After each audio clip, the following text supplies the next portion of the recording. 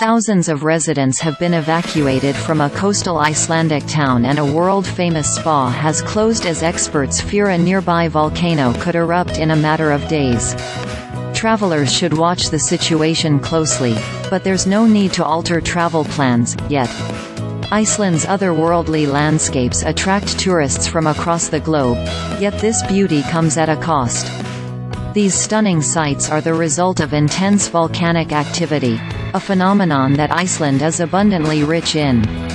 Such activity has increased over the last week, with the Icelandic Meteorological Office (EMO) referring to a dense swarm of seismic activity caused by the accumulation of magma below the Earth's surface.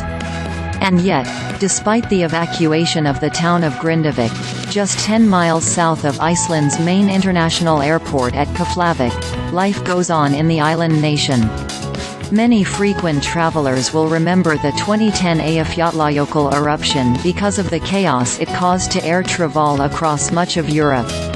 The risk of volcanic ash damaging aircraft engines caused the biggest shutdown of airspace in Europe since the Second World War. But earthquakes and even eruptions are a fact of life here. There have been several eruptions since then that have caused little to no travel disruption. That being said, foreign countries are ramping up their travel warnings, while not yet advising against travel to Iceland. The U.S. State Department's travel advisory for Iceland remains at the lowest level, although it has issued a volcano alert advising people to monitor the situation. The United Kingdom's travel advice is similar, encouraging people to avoid the immediate area of seismic activity and monitor local media. Keflavik International Airport is operating as normal, with no reported cancellations to Icelandair and PLAY flights to, from North America and Europe. However, the airport's readiness level has been raised. Should an eruption occur, it's impossible to know what impact it will have on international flights. However, at least some disruption should be expected in the event of an eruption while the situation is assessed.